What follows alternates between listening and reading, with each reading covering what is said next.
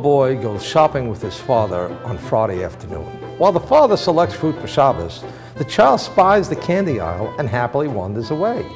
As soon as the father discovers that his son is missing, he begins searching the store. The boy, however, is totally oblivious as he contemplates the sour sticks and the lollipops. Soon he tires and thinks about hopping into the car and snoozing as his father drives home. His father, where is he? Suddenly the little boy can think of nothing else. He's lost and alone. And then he sees his father in a distance, peering down the aisle in search of him. He runs into his father's arms crying, "Daddy, Daddy, I found you." Like this little boy, we tend to wander away from our Father in heaven in pursuit of our heart's desires. For many of us, this defines our day-to-day life. How then can we rise to the level of tshuva and to reconnect with Hashem in the brief period of Elul through Yom Kippur? As in the allegory of the little boy, as soon as we realize our total dependence in God in every aspect of our daily lives, we are overcome with longing. The sins themselves have put a barrier between us and Hashem, and we feel the separation, the lack of connection. Our overwhelming dependence on God and the feeling of our disconnect are what spurs our reconnection.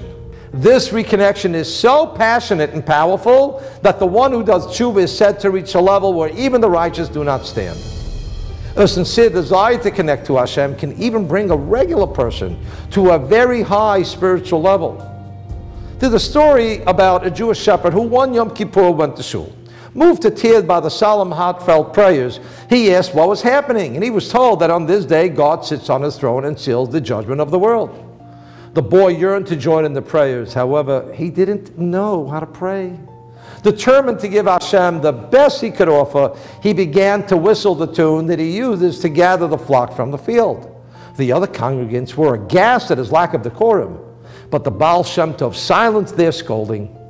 The Baal Shem Tov said, "Until now, I felt our prayers being blocked as they tried to reach the heavenly court. Yet this young shepherd's tears and whistling broke through the barrier, since it was so sincere and so pure, and as an expression of his love for Hashem that came from the depths of his heart." The Talmud teaches us that after the destruction of the temple, the gates through which prayer travels are sometimes closed, except for the gates of tears. When our tears represent the purest of our thoughts and longing, those tears can move worlds. When we cry like children and we say, "Have mercy upon us," the mere desire to come closer to Hashem merits His help.